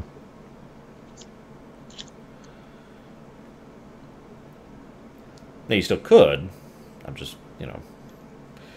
Or you could just build one dock and then completely go and try and build another dock with your own funding later on. Yeah, that's true. I mean, nothing says this is the end of everything. You can't always... True. There are more mountains out there. Yes, this is just your free ticket. About how much does it cost to build an airship dock? I'll get back to you on that. $100 billion gold dollars. You want to try that again? No. Nope. No, Golden just leave it dollars? there. I think that was one out of circulation a while ago. Damn it. Anyways, a lot. A colossal amount of funds would be required. So, what you're saying is basically, unless we stop spending any money right now, until forever. No. What I mean is, like, let's say you start, I don't know, the PMC, just off the top of my head, right? And you do that, and you're super successful, but you reinvest a fairly large amount of that money into something to, you know, sit there and eventually, after however much time has passed, you could then be like, we now have enough money for a second dock, that kind of a thing. We're investing in IRAs. Yeah. Even though So in 40 years, not that much time. We're talking about large amounts of money here. Yeah, we're talking I mean, macroscopic economics at this point. This is literally handing out writs left and right. Yeah, pretty much. Like, I mean, if it wasn't for expenses, then we'd, like, make it in no time. My Maybe. sister- You I have- don't think we would make it in no time. It's taken us a year to get 3 plat each. That's finding stuff in the gutter. That is true. I mean, And saving the world. And saving the world isn't saving the very world is not lucrative. profit. Yeah, It's really not. Yeah, it's not a for-profit enterprise. So let's think this through. Okay, we go the PMC route. In order to make the kind of money to build us another airship dock, to get us the other airships, you guys can't afford to be picky. Yes, PMC is the quickest amount of money. That's the biggest amount of money the most quickly. Yes, It definitely. literally, all it requires, I mean, the three of us could literally call ourselves a PMC and go out and start selling our services right now and start making money right now. Because we are very talented for most things. We kill people well, apparently. Yes, we kill people well. Let's just say it how it is. I don't like advertising that, but okay. I'll not But deny you guys, if we're going to do that, if we're going to make the most amount of money with the PMC in order to do the other things that we want to do, we have to not be picky. Because if we're picky, we're not going to make the most amount of money. And somebody else is going to go out and do those jobs. And once those jobs are gone, they're gone. Look, when I say being picky, I mean, like, hey, let's go slaughter that village full of citizens. No. Well, Okay, hopefully well, that there's stuff going to be isn't people that happening ask us to do anyways. that. Then we say, I mean, regular PMCs don't do that. How do you know? Okay. PMCs Oh. don't really exist yet. Hold well, on. okay. I think he we means have- in real life. Okay, This so isn't real life. This is true. out of game, not out of game, but out of character. Out of character. Out of game. WoW's coming out with its new exclamation pass, Nick. No. Okay, war is a new thing. Yep. Yeah. People are not accustomed to death on the military level. On a It's just massive not scale, yeah. very true. They're Right. not. It's just not something that's done. So It's also not something that there's rules against, which means the first country that decides it wants to conquer isn't going to have any qualms about it. what exactly are the Daracost Accords? Oh, geez, don't make me list all of them. It's the rules that were laid down by the Daracost to prevent conflict over a century ago. In fact, a century ago this They've year. obviously stopped working because we're at war. Okay, but And well, anyways, it has to do with the art. It's basically the Articles of Warfare. Only they didn't call them that because they didn't have war. Yeah, they didn't have Right. such a concept. Articles of whatchamacallit. So The Articles of Conflict. to put it into context, it's the Geneva Convention. Yes, I think that comparison's been used before too. Yes. It has. So it's not something that military organization is going to say this civilian village is Yes, in the but way. the reason that the PMC thing is going to be so lucrative is because we are a specific classification of military organization that is not accounted for inside the Daracost Accords, which means we can do stuff that the Daracost Accords won't let the militaries do. Murder people. Why is there a pig on the side of the airship? I'm not a great artist in 10 seconds. What do you want from me? What do you think, Sis? Can you see it? I think it's gorgeous. For my viewers, who I know this is reversed, this says we have airships. I just felt like it. What do you want from me? That's awesome. It is worth noting, though, to further emphasize what I mean, because, okay, I'm sure at least one of you knows what the order of battle means. Order of battle also has to do with what has to be reported, both publicly and officially. For example, let me use a direct example here. Let's say government official A decides to hire PMC B to advance Warfront C to further his career, right? When he does that, let's say that PMC goes in and wins. When he goes and reports to his superiors to get his political brownie points, he can report that he took that area and is not required to report losses and whatnot, especially since those losses are not reported to him. You follow? So it looks cleaner from the perspective of the people. And then we get to the public side of things. When the Alluvian people, when the Alluvian Times comes out and say, you know, Alluvia as an aggregate nation has conquered city B, they can just say they conquered city B, and at most they can say with minimal or no casualties, because there they were didn't no lose any casualties exactly to their forces. exactly, Which means they also don't have to report how many civilian deaths there were because we don't report them to them. That is true, but I'm just pointing it out that Snarg is also correct in the idea that it's not necessarily going to be, please go torch this town, if for absolutely no other reason, then there's no tactical benefit in doing so. It's actually, So basically, I'm going to go and break character here and give you some Omni Q level knowledge. That's probably not the kind of mission you're going to get. You might get a few wet work missions, because that's war. And conflict in general. And my point about, and especially to my sister, my point about not being picky is you're probably going to be hired by the people who have the money, regardless of what they're interested in. For example, just to name something that could happen right off the top of my head, the Yurak state, which is trying to retain the union of the Nevari, Confederacy, could hire you to go put down these people who are trying to trying to secede. Defeat them. Now, they don't, you could go in and slaughter those people if you want to, but you get what I'm going for.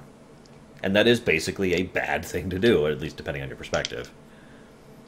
You could also be hired by Al-Jalima to defend against Alluvian incursions. You could also be hired by Alluvia to harry the sidelines of the, et cetera, et cetera, et cetera, right? You could be hired by the show to harry Alluvian forces because they want to make sure the Alluvians don't get too dominant while they're doing their thing over there. And Zerial, if you really want to make a good spy network, this is a prime way to get information on everyone, especially militarily. You saying that in character? Mm-hmm. Well, actually, I don't know about the spy. Do I know about the spy network? Did you tell me? Yes, you did. Yeah, Z Okay. approached you to join it Yes. forever ago. Yes. And you said, nah. Spy Yes. Network? Oh, it's just something I thought about a while ago, back when Zeiss and the guys were still here. I was planning on branching off, and if I'm going to be by myself, I need to have some way to have power, and information is power. But now I've got you guys. Wow. Wait a minute. Opposed deception roll. Ooh, unnatural 20 on the dice. No, Zan. There's no point. Wow. Okay. It's a 34. I can't beat that with a natural 20. I just thought it was fun. What am I trying to oppose? If you don't know, then I'm not telling you. Okay. This is meta levels of deception here. Exactly. Deception going on here. So anyway, getting back to the airship dock options. What do you guys think? I mean, we need to make a decision soon because construction is going to begin soon. So, Well, like I said, the dock kind of depends on what we do for the. Well, okay. I say majority mercantile, dock mercantile. If I can just have some room for a smaller PMC thing. Do you want a dock? Do you just want a PMC area? Just need a PMC area. Well, he's getting a PMC area regardless. yeah. But I guess the real question is, do you want a area for Foxhound, or do you want an area for Foxhound. Outer Heaven? Except nobody in chat is going to get these references, but my viewers will. The idea here is, do you want room for your squad, or do you want room for your army? But that can be decided later. It's put on... Hang on, we'll make a memo here. Decide Foxhound or Outer Heaven. Okay, we're good. There's actually been a guy in the room with you this entire time taking notes. He's taking the minutes. We didn't notice him. Yep. You actually still don't. It's just... No, I want him for my squad. He's really good, apparently. Either that or we'll have to kill him when we're done, you know. Yeah. Have to kill him. And suddenly you just don't see him anymore. Our top secret plans that we're going to tell everyone in 5 minutes. No. Z, what's your final? My final hasn't really changed. I think it would be nice for us to have the capability to upgrade our ship ourselves. So having like an engineering bay, maybe of smaller capability to handle repairs and smaller upgrades at our own facility. But ultimately, like I said, I'm more geared toward getting the shipping thing going. So maybe a combination. Have a smaller engineering bay with So you're thinking a combination construction Engineering. and mercantile. yes. Okay. So we wouldn't be building airships, but we could repair ours. And And do some upgrade. upgrades. Yeah, and do some upgrades. Right. Okay. Guido, did I tell you half the dock or the whole dock could carry a super transport? I think you said the whole dock could I'm carry pretty a sure I super- did, because that would make sense. It's the biggest class Yeah. of ship. Yeah, Okay, that would so- make sense. So we'll say... I'm just doing some size notes here, because this might be relevant later. For me, you guys don't have to care.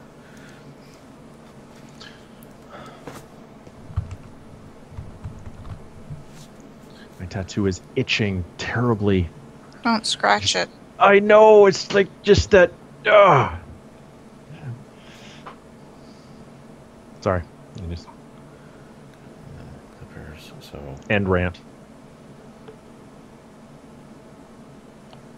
And then there was silence. Oh my god. I want to make Jaina a troll.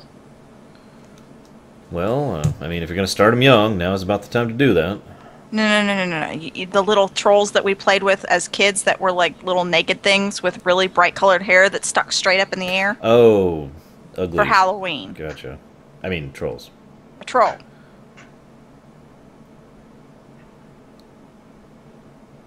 you go. Suddenly your ship is under attack. Oh no. We're in a city.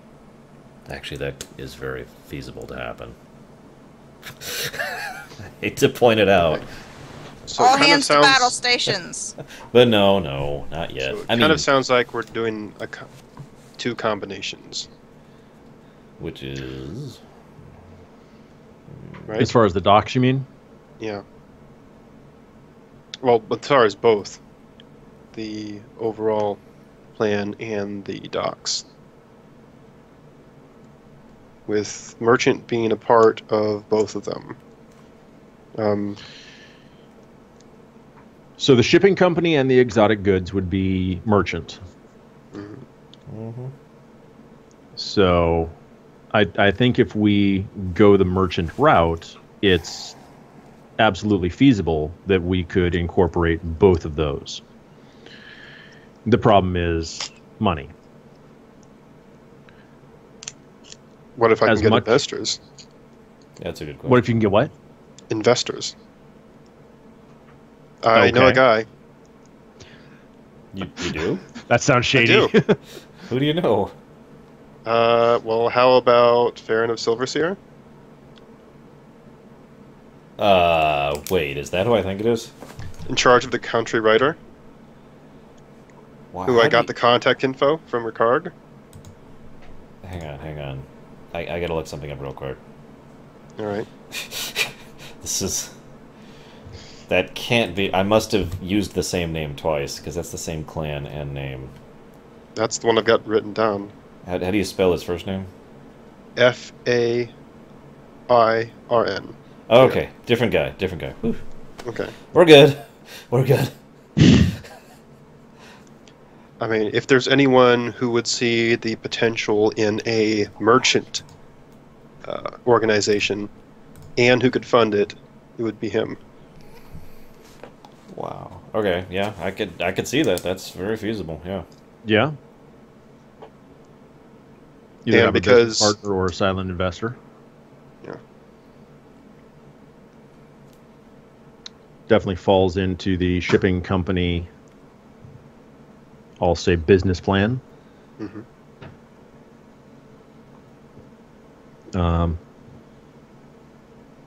Z? Thoughts? Pinterest You is haven't been bad. listening. You've just been Yeah, looking at Z Pinterest the whole has time. been completely zoned. Okay. Z has forfeited her right to vote. So, you two get to decide. Okay. I already voted my vote. About investing or getting an outside investor in order to help fund the production of a shipping company. Oh. No. Yeah, like I said, Z is just like whatever. You guys As long as I got deal my with spy that, network. that stuff. Look. Okay. Yes. All right. All right. Yeah, I think that's a really good idea. Okay. That's So it pretty- sounds like consensus essentially, as far as the mountainous area, mostly mercantile with some PMC stuff. And as far as the dock, essentially, did we go with the all mercantile or some mercantile, some engineering? I think we're going to go with the engineering and mercantile. That way, if something happens to our ship, we can repair it. And we have the facilities to upgrade the ship at Right. will. And we can Instead of still having to- service and make caravel level ships, which is not insignificant, Exactly. especially for a trading area. I mean, caravel, duh. Yeah. So- I mean, we're not going to have the supercarrier at this port. That's Nothing says fine. we, and nothing says we can't at some point build a new dock that is going to have that capability. Yep. It's If just this not goes gonna well, be- it shouldn't be relatively a long time. You know, Did you finally get my message, sis? Yes. Thought so. all right. So, okay, we're just going to flash forward a year, if that's okay with everyone. What? It's now a post-apocalyptic society. Everyone's dead, and there's these creatures running around. They call themselves the Shadows. I wouldn't think the organization would go that badly. Wow, we failed. We were just trying to run a pet shop. They look Feed so me, cute. Seymour. Have any of you seen what a Heartless, standard Heartless looks like? Probably, but I can't remember. Hang on. Cute Heartless. In fact, just Google image search cute Heartless, because that's easier than me linking stuff. And that's what a typical Heartless looks like. Okay. Okay. So I could see people being like, you know, yeah, the shadows would make great pets. And then One they of bring them is them a over, cat. and then they kind of consume hearts and souls, and One of them is naked. they're actually They're all all naked. naked. Well, one of them is obviously drawn to be look naked. Oh, what was I'm not They look seeing like this bugs. one. And I'm kind of Yeah, I'm happy. It's not in a- seeing. That's a good thing, though. We don't want to see naked Heartless. One of them is a creepy cosplay. One of them is a thing from Attack on Titan dressed up as a schoolgirl.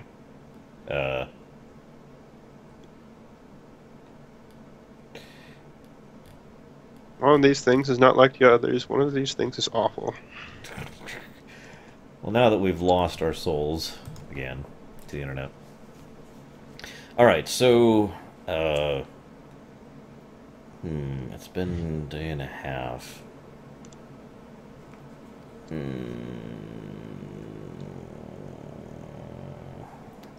We'll go ahead and say that all of a sudden you hear something over the intercom saying, "Master of the ship." Yes. I have a text report for you. Would you like me to run it down to your quarters, ma'am? Who is calling me? This is actually Erg himself. The XO. Feel free. Okay. Pause. A I found the creepy cosplay.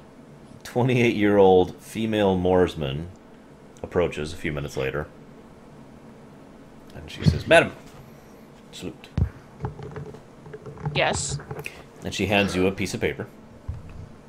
Thank you. And she runs off. What's my paper say? The piece of paper says, "We will kill everyone."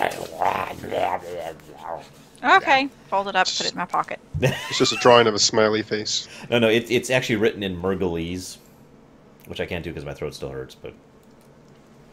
No, what it actually is a couple of jotted down notes, along with a little symbol at the end that you recognize from being a certain dwarf who works for you.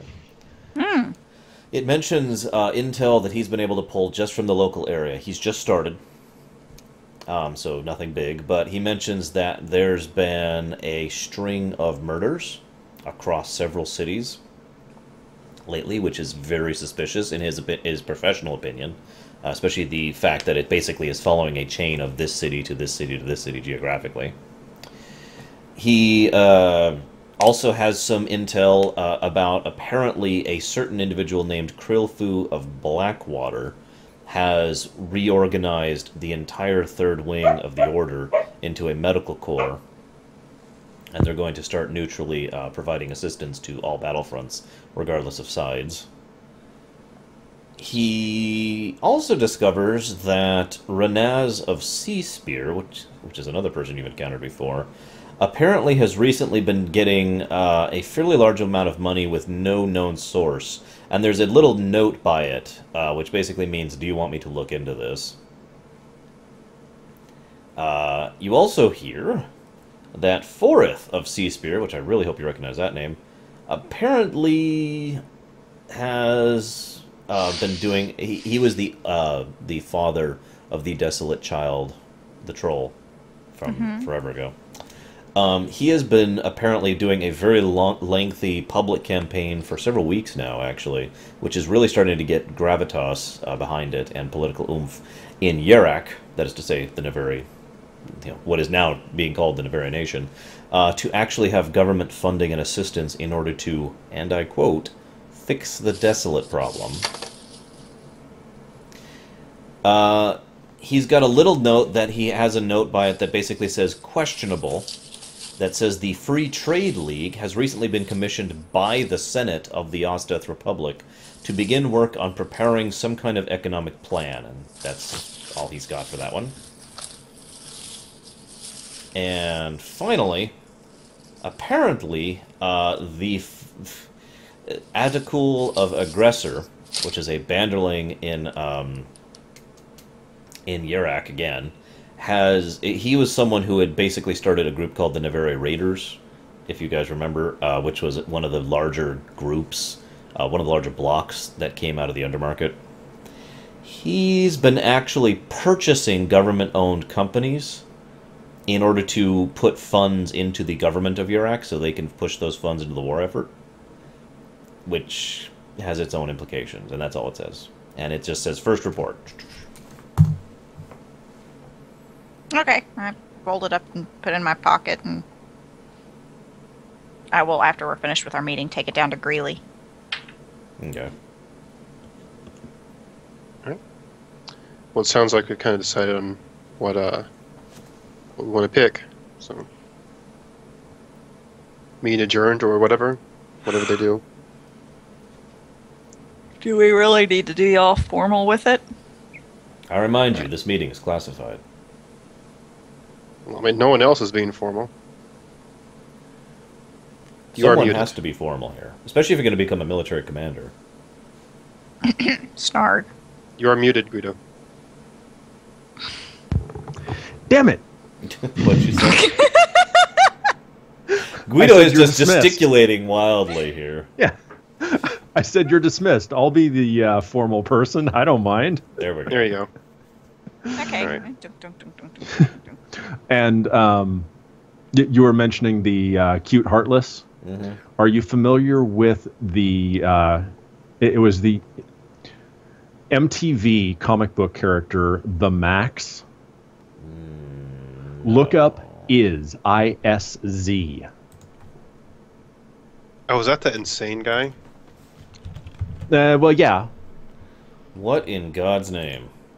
Yeah. Well, he's got some nice teeth. I'll give him that. Ah, okay. I like how many pumpkins are carved after him. Wow. So, meeting adjourned. What would you guys like to do? I'm say going it's- to find. Sorry, go ahead. I'm off to go find Greeley to give her the report. She is in her quarters. Here, have report. Yeah, did you- Make sense of it for me later. okay. Would you like Thank me you. to look into any of these? Respond Uh, positive?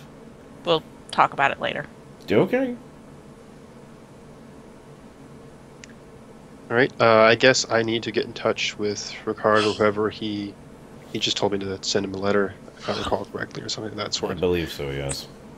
to say we've decided what we want. We have a location. Let's do it. You could have one of your crew do that, or you could do it yourself. It doesn't matter. There's a country rider post here in town. Obviously, it's Al Jalima. It's one of the biggest cities in the world. Right. Unless it would serve some benefit for one of the crew doing it, then I'll do it myself. I need to go in and start looking around town for potential talent anyway. Okay, so Snarg goes off to do his thing. Guido.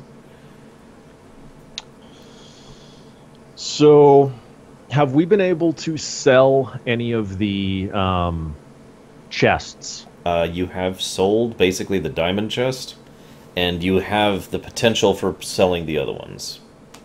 Okay. So, how much money do we have on hand right now? Whatever you guys have on your pockets. Yeah, we haven't got the fun. We haven't got the funds in for the other one. For the diamond chest that we just sold. That will be 82,000, but it has not come in yet. Yeah. Okay. They aren't going to give us the money until we give them the chest. Mm-hmm. I was just thinking of figuring out some rooms, but if we don't have the money, then not going to do that yet.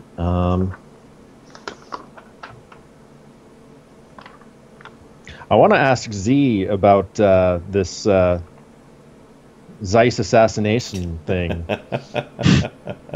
Are you going to go look for me? She's easy to find, because her I stealth am. roll is terrible. Yeah, let's roll But his stealth awareness for her. rolls are horrible. That's true.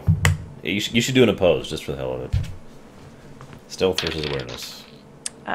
My stealth roll was a stealth is its own skill. Where the hell is it? It's hiding from you. 19. Beat that. That's actually what I got for my awareness. Holy crap. So what happens is you like pass each other and neither of you are aware of it. Yeah. Yeah, Guido's like, where's Z at? And I'm 4 foot tall, so I just kind of walk under him. And Z's got her nose in a book, too, so she's just Yeah. oblivious. Guido goes back to the bridge. Z, will you please report to the bridge? I've been looking all over for you. What do you mean? I'm right here. And I'm like sitting in his chair. Ah! So I guess I'm going to go talk to Erg Sorry. and see what he can recommend for the PMC, getting that started. Well, if you want, he can have... he can basically... the ship isn't doing anything right now. He could go deal with that right now, if you want. He would probably bring a couple crew members with him, namely Greeley and Keithus. And I think he would also take... he would probably take Cornelius. Hang on. I was going to say, he's also going to take Cornelius. He's also probably going to go ahead and take... where is it? Tharg of Bladespire. Okay. But if you want him to, he can take that as an assignment and just go and start recruiting. Well, and start getting stuff together for that. Third, have you left the ship yet, or are you still... No, he's right there next to you. Poof. Wait, hang on. There, it's official. Okay. All right. Unless you have another idea, something else that you think would work better, I'm thinking send Erg out with his crew and start recruiting. I mean, Oh no, that's let's get definitely this fine. going. As a matter of fact, I'll probably be going with them when they're doing that. And here is the fine kind of gentleman you could become if you too join. I need. what are we going to call it? Yeah, I need a name actually. At some point or another. Well, I had used the random generator to get a lot of these, and I'd looked. Targ's Bloodhounds. No, actually, the one that kind of popped up was actually Blood Fox. So we really are just Metal Gear Soliding this up here. I haven't played Metal Gear Solid, so I don't know. It's probably in reference to that, Okay. based on the way the name is. But yeah, and I don't know if it's too late to change this. Although we were, I think, last session or whatever, determining if we were actually going to all take this. For this, I might want to pick up leadership for this level. I technically already chose one, although I haven't used it because I wasn't going to do it because of Guido was taking the leadership thing. But if you allow it, I'm going to change that to leadership. Okay. Oh, and I forgot to mention this. One thing I was going to do last time was to see if I could sell, buy, or exchange, whatever, any of the above, that cloak that we had for maybe something that would enhance that particular leadership aspect. Okay. That's right. We never did shopping because I had to determine a new standard of shopping, which I've decided for reference and just to make this official and on camera, we are officially going to be using the Pathfinder magic creation table for average costs of magic items forevermore, henceforth, etc., etc. Okay. Good plan. It's a little off from what I personally envision the economy of my world being, but it's nice and organized, and I did some math. It's balanced to itself, and that's what really matters when it comes to that, so shrug. So, what do you want to sell? Well, I have that cloak of that I can't pronounce. It's the one that absorbs all earth damage taken as health. Ah, that's right. That makes you take additional damage from all air, equivalent to 11. Okay. Based on that, we'll go ahead and say that's a 2 that plus that, which is squared. So let's go ahead and say that that is worth Well, let's do a roll, unless you want to do it. Just flat charisma Oh, to sell. sure. It's a bargaining check, or bartering check, or haggling check. There we go. Natural 20. Natural. That's a total of 23. 23 is damn good. We'll go ahead and say that that is worth... how much was the absorption, or was it all absorption? Absorbs all. Well, that's quite a bit. We'll go ahead and say that that's worth about 16,000 gold, Okay. given your rate of rolling. So you can sell that and just go do that now. Okay. Would it be can I essentially exchange for something of equivalent value? That would be... So, I'm sorry, what did you want again for the equivalence? Well, I was looking for something to boost up the leadership aspect, whether it's an actual leadership bump or just a straight charisma bump or something of that sort. Either one would accomplish what I'm looking for. Let's go ahead and have a replacement that will go ahead and raise your charisma by 2 and bump your leadership by 1. And that will be an equivalent trade. Is that a modifier or is that a... I usually do leadership as in leadership 1, leadership 2, leadership 3. Right. Well, I mean, I'm sorry, I meant the charisma one. Is that a modifier or is it... A charisma mod of 1 plus 1. Okay. All right. So, do either of the other you want to do any selling and buying? Yeah, I have a whole bunch of stuff I want to sell. Awesome.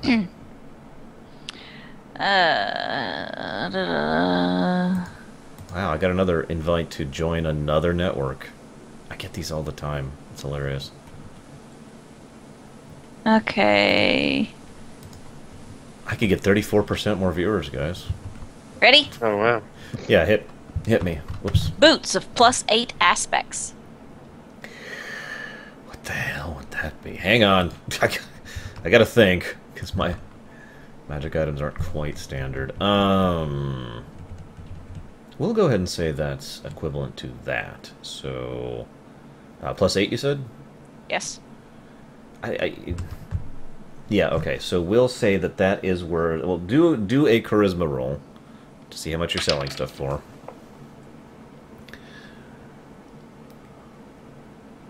You broke my dice. I mean, what? What'd you get? A 6. Oh my god. Well, in that case... You broke my dice. That's almost the worst possible. 5 and under is the worst possible result. 8... So that's going to be... come on, I can do math. 12,000. So... 6,000, and then you did terrible. So that's only going to be worth 2,000 gold.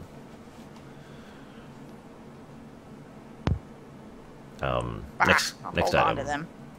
Okay, next item. Blue material, or materia, 10 CXP.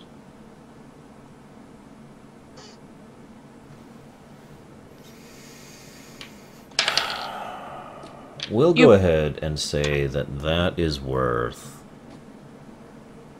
Switching dice, that one's broke. 20,000 gold. That's reasonable. Can I roll wait. an appraise? Hang on, you need to roll your charisma. Sorry, because you're selling. Well, that's better than last time. It's a 10. That's actually going to be less, so that's going to be 15,000 gold for that one. Is the price you can get for that. 15,000, not 1,500. 15000. Okay. I'll go ahead and sell that. Do it. Yeah, that's actually a really valuable material because crafting exp is a non-replenishable resource. Yeah. So. You said 15,000? Yes. 15. Hold on. I got a math. Guido, do you have anything to sell while she's mathing? I do. Yes. I have a bracelet which gives +4 to all rolls at night. Ooh. We'll go ahead and use, where is it? This value for that. So, that would be a, and I got a 27 on my charisma.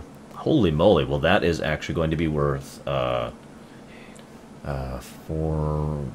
4,500 gold. If you want to sell that. You said the diamond chest was being sold for 82,000. Yeah, I think I need to up that actually, because that was using my economy. We'll say it's worth 5 writs, which is I'm just gonna go ahead. 500,000 gold. Yeah, I'm gonna go ahead and change. I had all of the I had all of the chests marked in my bag because I was the one that was keeping track of them. So I just deleted diamond and put 5 writs in there. Just tell me whenever it comes through. You got it. Actually, you're selling it for more than that because he's desperate. So you're actually getting 6 writs out of that. 6 writs. And by desperate, I mean you didn't hear that. Well, I know who you're selling it to now, so yeah, I do know. I have. Okay. That's really all I had. Oh, okay. If you want to do purchases, I can do that a lot easier now too. Because I've got a system. Okay, you ready? Yeah, hit me. Belt of the Bloodletter. Anytime you make a martial attack, you may sacrifice health to increase damage on a 1-to-1 basis. Oh, hang on. I'm using that. No, you're not. Why not? You didn't want it. Okay, if you want to sell it. By the way, this is You didn't want it! I offered it to you, and neither one of you wanted it, so it's still in my bag. Oh, well, actually, I thought I wanted it, and I wrote it down, so... Oh, did you put it on? Yeah.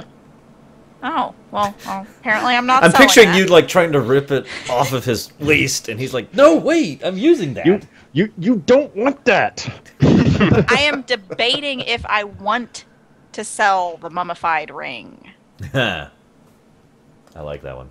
By the way, to fellow GMs out there, or aspiring GMs, this is the curse of making super custom magic items. Figuring out what they're worth is basically guesswork. Unless you say, I want to exchange it for something that's really super custom, too. Yeah, pretty much.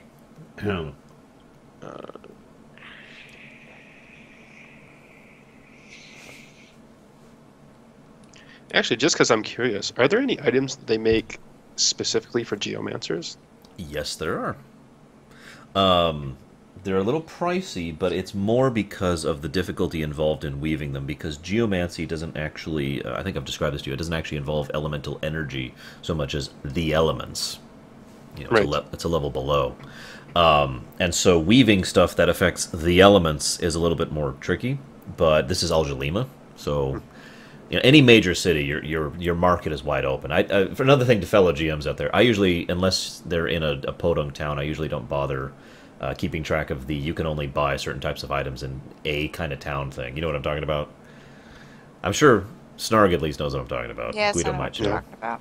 In fact, that table's actually right here. Let's see. They have specific rules, and then you Yep. can get feats to increase that, and that nobody ever takes. Yeah, it's ridiculous, and you can only purchase 2d4 major items in a large city, which is a base value of 8,000 gold, etc., etc. Yeah, no, I don't do that.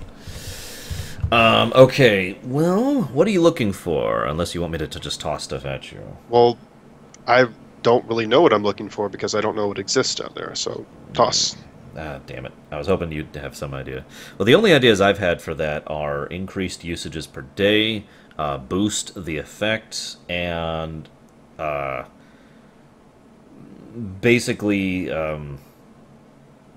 the ability to temporarily draw from another element, usually like I would say a once a day would be standard for that. Like if you're in a fire terrain and you want to draw from blank, you could do that. Okay. That's literally off the top of my head. Let's see, what else would be cool for a geomancer?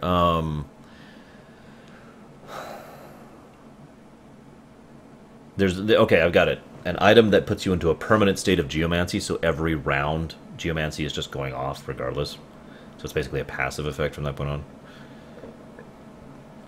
But is it like just random? Yes, it's still random, and Yeah. it's still based on where you're at. So you could just blow up the whole party. And It's just like the wild magic thing in 5th edition. Yeah, no kidding. Or 2nd edition, for that matter. I want to cast wild magic. Okay. Guido is muted. Roll up a new character. Yeah, exactly. I've done that more than a few times in second ed. As a GM, mostly. Charlie loves wild magic. Oh, they made it a sorcerer archetype in 50. I just want to cast. Okay, let's see what happens.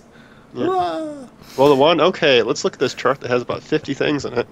No kidding. You become a potted plant. that is an option. That's awesome. I love it. Yeah. And there's also one like cast a fireball at your feet. And whatever. Oh, yeah. Hang on, do I get to still roll my reflex if I'm casting it at my feet? Yeah, we had a guy do that a couple weekends ago, and he got the you must shout for 1 minute. Whenever So talking. guys, what I'm thinking... Yeah. I can't think of anything else for geomancy off the top of my head, I'm sorry. Let's see, just...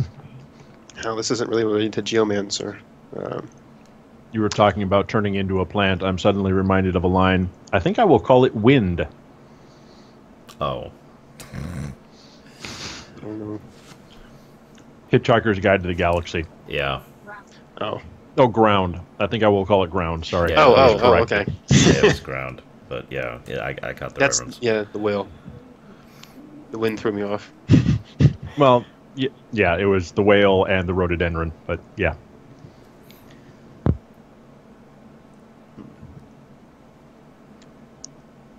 I don't know, I'd have to think about it. One thing I might try to do, if you'll allow this, is if we get some downtime to retrain my favorite enemy bonus. Or type, rather. Something other than Magical Beast. There are magical beasts in the actual No, actually- wilderness areas. Just you've Yeah. been in an urban environment 100% of the campaign. Right. Well, I had an idea, right? Okay. What if it changed based on what target I had marked? Interesting. That's that'd be a custom thing, but Yeah, okay, I could kind of go with that. But it will take training, so time, Yes. in other words. that's fine. No, I don't think unless there's anything really interesting catches my eye. I'm trying to think of something cool or fun for a geomancer. The only slot I have open is a ring slot. Ring slot. Ring of Obsession. No,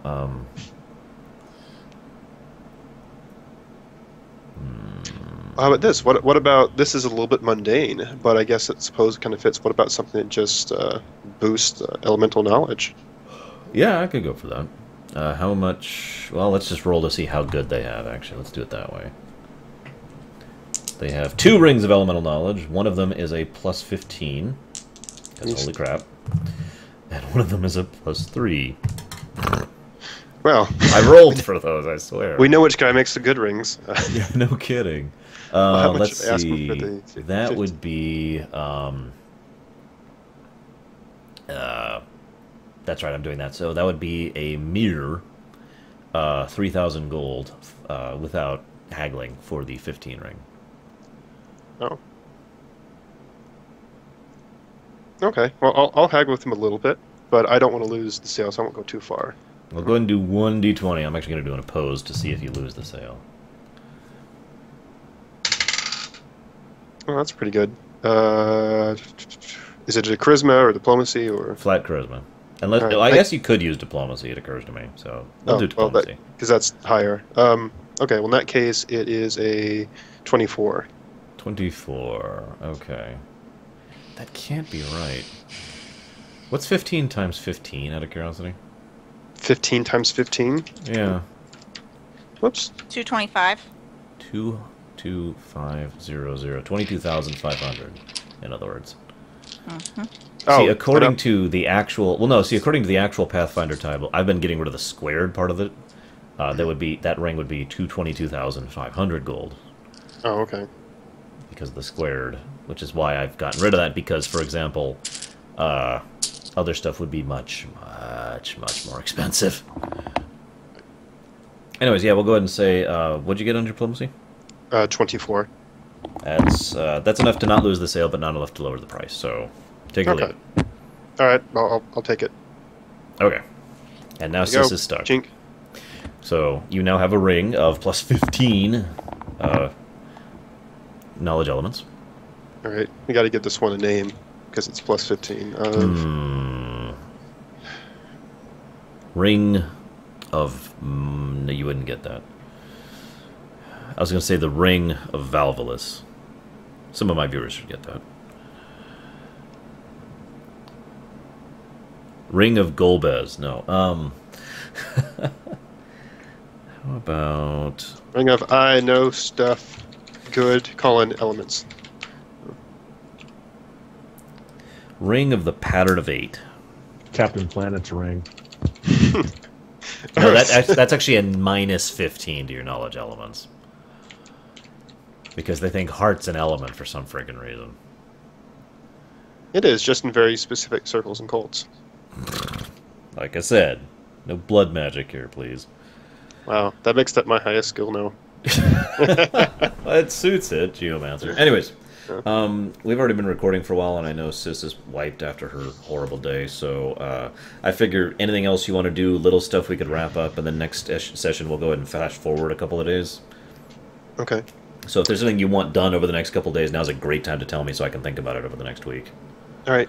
I'm going to send you something once I actually get it fully typed out, which is essentially the plan, organization, membership, whatever, for the Blood Fox. Cool, I'm with it. Guido, you got anything for me? For the next couple of days? We'll say, just off the top of my head, we'll do a flash forward of about 3 days. That'll give enough time for Krieg to get back to her. That will be about time for your meeting with Toltarn to officially claim the mountain and, you know, check that out and all that stuff. And let's just say there's a couple things with the war that will have advanced by then as well. Okay. So, anything you guys want to do for the next 3 days, you want me to let me know now. That's great. Z, this especially goes for you. In fact, it goes to no one more than you. In fact, it only goes to you, Z. Z! I've heard all of this, but I didn't hear what came before it. We're going to go ahead and next session, we're going to flash forward 3 days, okay? So I want to know what Z is interested in over the next 3 days. Before you ask, Krieg will not actually get back to you until the end of that 3 days. Like, for real. Well, then Greeley and I are going to sift through the shit, and you and I can do that later, and I'll tell Greeley what I want her to look into. Okay. Guido? Oh, Nothing's really coming... Oh, go ahead. I'm sorry, I was just going to say, you'll meet you-know-who at the end of those 3 days, too, Zerial. Or Z. Your Thank ogre God he's friend. not an ogre. I mean, your non-ogre friend. He's a very non-ogre. Yes, he is. Go ahead, Guido. And he's not a not-mite. I'm not coming up with anything off the top of my head that I need to do in the next couple of days.